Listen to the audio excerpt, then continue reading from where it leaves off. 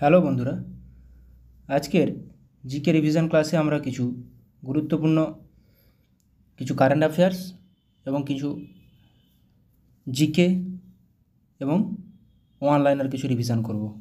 First question, 38th national গেমসের মশাল বা টর্চটির নাম কি? এটির নাম কি? তেজস্বিনী। ম্যাসকটটির নাম কি? মৌলি। এটি মোনাল বার্ড। আচ্ছা, 38th ন্যাশনাল গেমসটি হয়ে গেছে, যেটা 26শে জানুয়ারি থেকে 14ই ফেব্রুয়ারি পর্যন্ত হলো। এটার মেডেল টাইলটা দেখে নিচ্ছি একবার। কোন টিম সবচেয়ে বেশি পদক পেয়েছে? সার্ভিসেস। তাহলে পদক তালিকায় প্রথমে আছে সার্ভিসেস টিম, 68টি সোনা, 26টি রূপো, 27টি ব্রোঞ্জ, মোট 121টি। মহারাষ্ট্র দ্বিতীয়। মহারাষ্ট্রের পদক সংখ্যা বেশি হলেও মহারাষ্ট্রের সোনার সংখ্যা কম, গোল্ড কম 54টি। তৃতীয় হরিয়ানা, চতুর্থ মধ্যপ্রদেশ। পাইভট বা পিভট শব্দটি কোন খেলার সঙ্গে যুক্ত? পিভট শব্দটি যুক্ত গল্ফের সাথে। ভারত কখন শেষবারের মতো অলিম্পিক হকিতে স্বর্ণপদক পায়? ভারত কখন শেষবারের মতো? 1980 সালে পায় শেষবারের মতো অলিম্পিক হকিতে স্বর্ণপদক। নিচের কোনটিকে প্লাস্টিক মানি বলা হয়? ক্রেডিট কার্ডকে। বায়ুমণ্ডলের অস্তিত্ব না থাকলে আকাশের বর্ণ কী হতো? বায়ুমণ্ডলের অস্তিত্ব না থাকলে আকাশের বর্ণ হয়ে যেত কালো। ইন্দোনেশিয়ায় ইরেনে সুকেন্দারকে পরাজিত করে দ্বিতীয়বার world rapid chess championship title জিতলেন কে? দ্বিতীয়বার। সঠিক উত্তর option C, Koneru Humpy. Major Dhyan Chand Khel Ratna পুরস্কার 2024 সম্মানিত হবেন কতজন ক্রীড়াবিদ? মেজর ধ্যানচাঁদ খেলরত্ন পুরস্কার 4 জন। কে? মনু ভাকার শুটিংয়ের সঙ্গে জড়িত, ডি গুকেশ চেস, হরমনপ্রীত সিং হকি এবং প্রবীণ কুমার। তাহলে হরমনপ্রীত সিং হকি এবং প্রবীণ কুমার একজন প্যারা অ্যাথলিট যিনি হাই জাম্পের সঙ্গে জড়িত। বিশ্বযুদ্ধ অনাথ দিবস পালন করা হয় কবে? বিশ্বযুদ্ধ অনাথ দিবস পালন করা হয় 6ই জানুয়ারি। 10 মিনিটে অ্যাম্বুলেন্স পরিষেবা চালু করলো কোন কোম্পানি? 10 মিনিটে অ্যাম্বুলেন্স পরিষেবা চালু করলো ব্লিঙ্কিট কোম্পানি। ভারতের প্রথম জেনারেশন বিটা শিশুর জন্ম হলো কোথায়? ভারতের প্রথম জেনারেশন বিটা শিশুর জন্ম হলো মিজোরামের ক্যাপিটাল আইজলে। সম্প্রতি আইসিসি মেন্স টি20 ক্রিকেটার অব দ্য ইয়ার এর জন্য মনোনীত হয়েছেন কোন ভারতীয় খেলোয়াড়? হর্ষদীপ সিং। ফাস্ট বোলার একজন। সমুদ্রের উপর ভারতের প্রথম কাঁচের সেতু উদ্বোধন করা হলো কোথায়? সমুদ্রের উপর প্রথম কাঁচের সেতু, এটি উদ্বোধন করা হলো তামিলনাড়ুতে। সম্প্রতি বিশ্বের তৃতীয় বৃহত্তম মেট্রো রেল নেটওয়ার্কে পরিণত হলো কোন দেশ? বিশ্বের তৃতীয় বৃহত্তম metro rail network Bharat. Puma ইন্ডিয়ার এর নতুন ব্র্যান্ড অ্যাম্বাসাডার হিসেবে নিযুক্ত হয়েছেন কে? পুমা ইন্ডিয়ার নতুন ব্র্যান্ড অ্যাম্বাসাডার হিসেবে নিযুক্ত হয়েছেন পিভি সিন্ধু। সম্প্রতি এক্সারসাইজ ডেভিল স্ট্রাইক পরিচালনা করল কে? কোনটি? ভারতীয় সেনাবাহিনী। Exercise devil strike. কোন ব্যাংকের নতুন এমডি এবং সিইও হিসেবে দায়িত্ব গ্রহণ করলেন অশোক চন্দ্র? সঠিক উত্তর ইন্ডিয়ান ব্যাংক।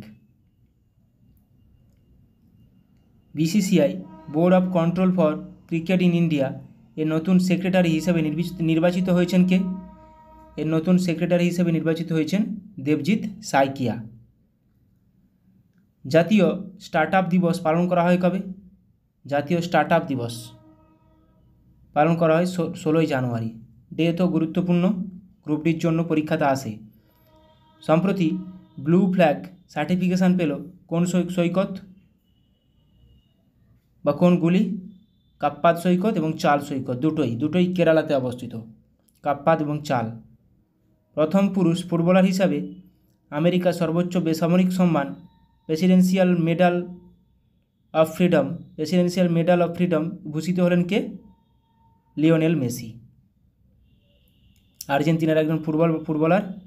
কোথায় ভারতের প্রথম গ্রিন হাইড্রোজেন হাব এর ভিত্তিপ্রস্তর স্থাপন করলেন প্রধানমন্ত্রী Narendra Modi? Green hydrogen hub বিশাখাপত্তনমে, অন্ধ্রপ্রদেশের বিশাখাপত্তনম। ইসরায়েলের রাজধানী হলো কোনটি? নিচের মধ্যে কোনটি রাজধানী দিয়ে কোশ্চেন আসে? রাজধানী, কারেন্সি, মুদ্রা, জেরুজালেম। বাগদাদ ইরাকের রাজধানী, কাবুল আফগানিস্তানের রাজধানী। ভারতে রাজ্যপাল হতে গেলে ন্যূনতম বয়স কত হওয়া দরকার? রাজ্যপাল এবং রাষ্ট্রপতি এ দুটির জন্য এবং উপরাষ্ট্রপতি এই তিনটির জন্য 35 বছর হওয়া দরকার বয়স। রিহান্দ নদীটি কোন নদীর শাখা নদী? রিহান্দ কার শাখা নদী? রিহান্দ সোনের শাখা নদী, সোন নদীর একটি শাখা নদী রিহান্দ। গঙ্গার ডান তীরের একটি উল্লেখযোগ্য উপনদী হলো কোনটি? গঙ্গার ডান তীরের একটি উল্লেখযোগ্য উপনদী, গঙ্গার ডান তীরের উল্লেখযোগ্য উপনদী যমুনা। হুড্রু জলপ্রপাত কোন নদীর উপর অবস্থিত? হুড্রু জলপ্রপাত এটি অবস্থিত সুবর্ণরেখা নদীর উপর, ঝাড়খণ্ডে অবস্থিত। মামা ভাগ্নে পাহাড় কোথায় অবস্থিত? অযোধ্যা পাহাড় পুরুলিয়াতে অবস্থিত। মামা ভাগ্নে পাহাড় বীরভূমে অবস্থিত।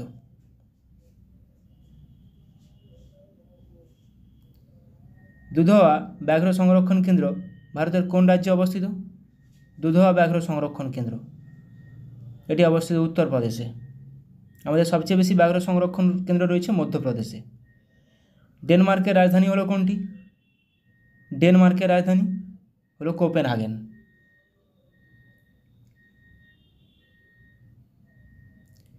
রাজীব গান্ধী আন্তর্জাতিক বিমানবন্দর ভারতের কোন শহরে অবস্থিত? রাজীব গান্ধী আন্তর্জাতিক বিমানবন্দর এটি হায়দ্রাবাদে অবস্থিত।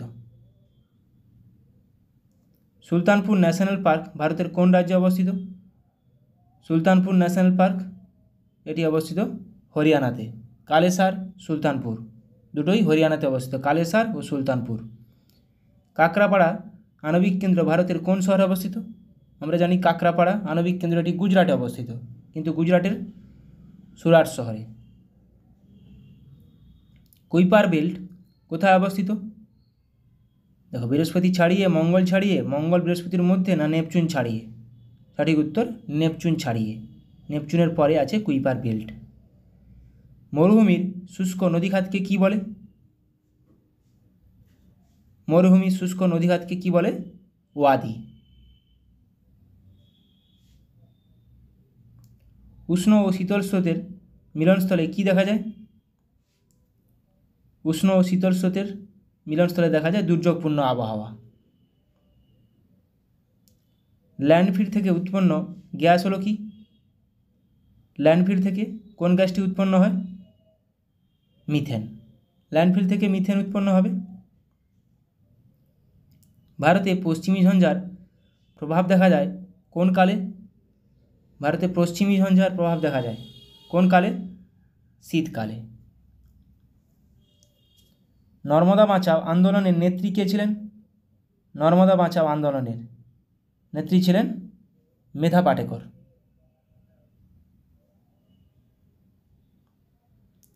হিন্দু প্যাট্রিয়ট পত্রিকার প্রথম সম্পাদক কে ছিলেন?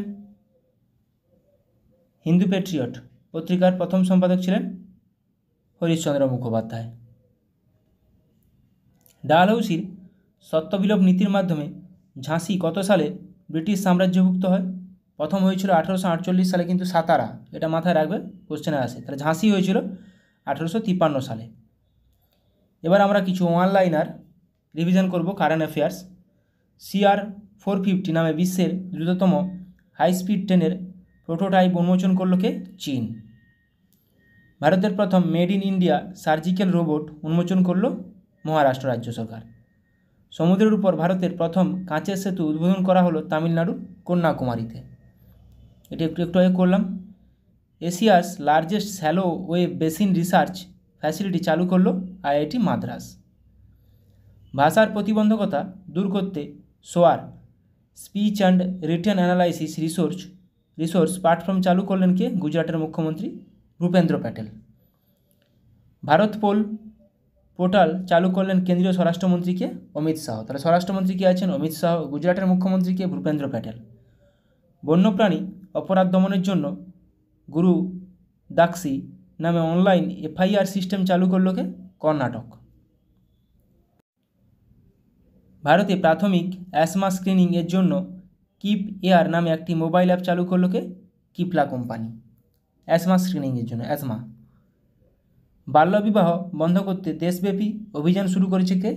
কোন রাজ্য আর কোন দেশ? নেপাল। সম্প্রতি ব্রিক্সের 10ম পূর্ণ সদস্য হিসেবে যোগদান করল কে? ইন্দোনেশিয়া। 10ম পূর্ণ সদস্য ব্রিক্স। শক্তি সম্পর্ক জোরদার করতে ভারতীয় পারমাণবিক সংস্থাগুলির উপর থেকে নিষেধাজ্ঞা তুলে নেবে আমেরিকা। সম্প্রতি ভারতীয় পর্যটকদের জন্য ই ভিসা সিস্টেম চালু করল কে? Israel.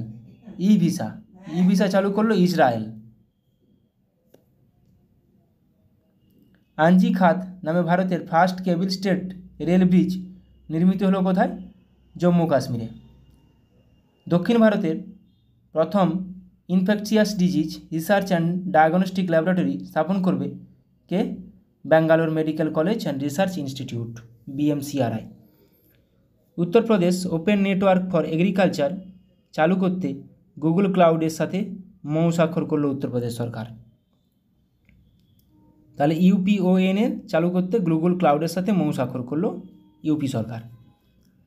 QR code based feedback system চালু করলো তেলেঙ্গানা পুলিশ।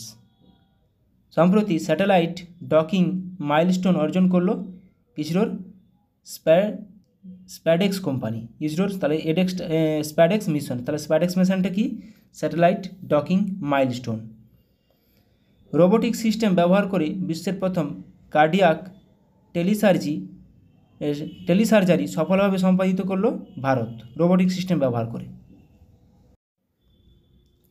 নাগ mark 2 anti tank guided missile এর নতুন ভার্সান সফলভাবে পরীক্ষা করল কে? Bharat. 8th Kautik international film festival অনুষ্ঠিত হল উত্তরাখণ্ডের নৈনিতালে। এশিয়ার বৃহত্তম অ্যারো শো অ্যারো ইন্ডিয়া 2025 অনুষ্ঠিত হবে কোথায়? বেঙ্গালুরুতে। পঞ্চায়েত সে পার্লামেন্ট 2.0 প্রোগ্রামটি উদ্বোধন করলেন লোকসভার স্পিকার ওম বিড়লা। ওড়িশার ভুবনেশ্বরে 8th প্রবাসী ভারতীয় দিবস কনভেনশন এর উদ্বোধন করলেন প্রধানমন্ত্রী নরেন্দ্র মোদী।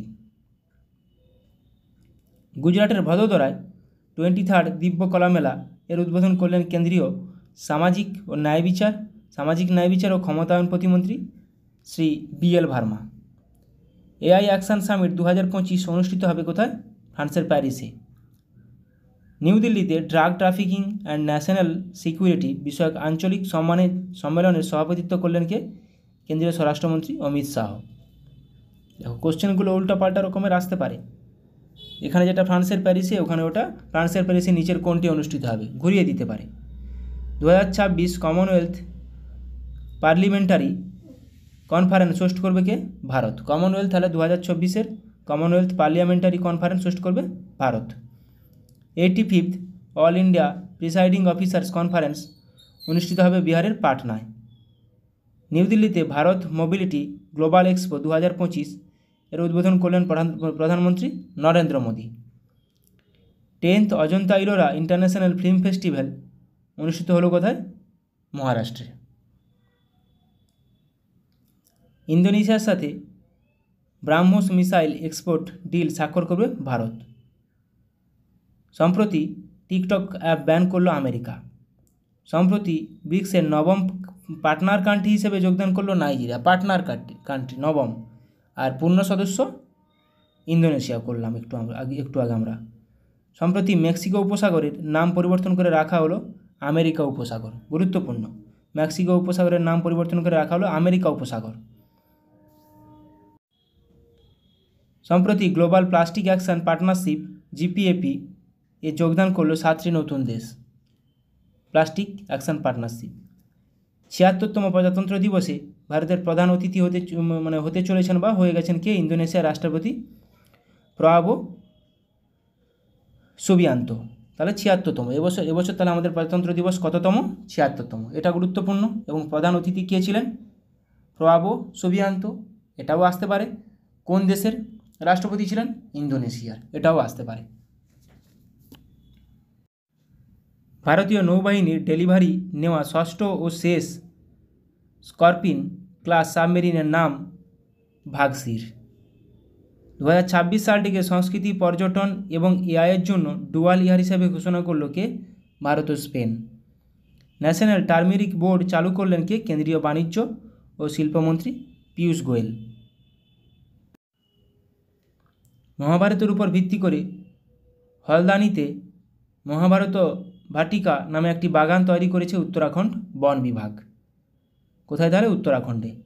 2025 সালকে ইয়ার অফ রিফর্ম হিসেবে ঘোষণা করলেন কে? প্রতিরক্ষা মন্ত্রণালয়। তাহলে কী হিসাবে ঘোষণা করলো সেটা কিন্তু গুরুত্বপূর্ণ। ইয়ার অফ রিফর্ম, এরকম করে 4টা অপশান দিয়ে দিবে। ইয়ার অফ অন্য কিছু। ভারতের প্রথম coast line warders bird census পরিচালনা করবে গুজরাট। প্রতি বছর 3রা জানুয়ারি সাবিত্রীবাই ফুলের জন্মবার্ষিকীকে ওমেন টিচার্স ডে হিসাবে পালন করার সিদ্ধান্ত নিল Telangana. Women teachers day. Telangana রাজ্য সরকার কবে? 3রা জানুয়ারি। ওমেন টিচার্স ডে, সাবিত্রীবাই ফুলে জন্মবার্ষিকী। 10 মিনিটে অ্যাম্বুলেন্স পরিষেবা চালু করলেন ব্লিঙ্কিট কোম্পানি। এটা একটু আগে আমরা এমসিকিউতে করলাম। ভারতের প্রথম জেনারেশন বেটা শিশুর জন্ম হলো মিজোরামের আইজলে। সিকিমে দেশের প্রথম অর্গানিক ফিশারিজ ক্লাস্টার চালু করলেন কেন্দ্রীয় পশুপালন ও মৎস্যমন্ত্রী রাজীব রঞ্জন সিং। নিউ দিল্লি রাজঘাটের কাছে গান্ধী দর্শন আর্ট গ্যালারি এর উদ্বোধন করলেন লোকসভার স্পিকার ওম বিড়লা। সম্প্রতি ব্র্যান্ডেড রয়্যাল প্রজাপতি আবিষ্কৃত হয়েছে কোথায়? ত্রিপুরায়। 2025 সালের ভারত সরকারের ক্যালেন্ডার উন্মোচন করলেন কেন্দ্রীয় রেলমন্ত্রী অশ্বিনী বৈষ্ণব। তাহলে 2025 সালের ভারত সরকারের ক্যালেন্ডার উন্মোচন করলেন কে? রেলমন্ত্রী অশ্বিনী বৈষ্ণব। সম্প্রতি আনুষ্ঠানিকভাবে শাস্ত্রীয় ভাষার মর্যাদা দেওয়া হলো মারাঠি ভাষাকে। শাস্ত্রীয় ভাষার মর্যাদা দেওয়া হলো। সম্প্রতি প্রাক্তন রাষ্ট্রপতি প্রণব মুখোপাধ্যায়ের জন্য রাষ্ট্রীয় স্মৃতি কমপ্লেক্সে একটি স্মারক অনুমোদন করলেন কেন্দ্র সরকার। Himachal Pradesh institute of public administration এর নতুন নামকরণ করা হবে কোথায়? মনমোহন সিং এর নামে। Himachal Pradesh institute of public administration.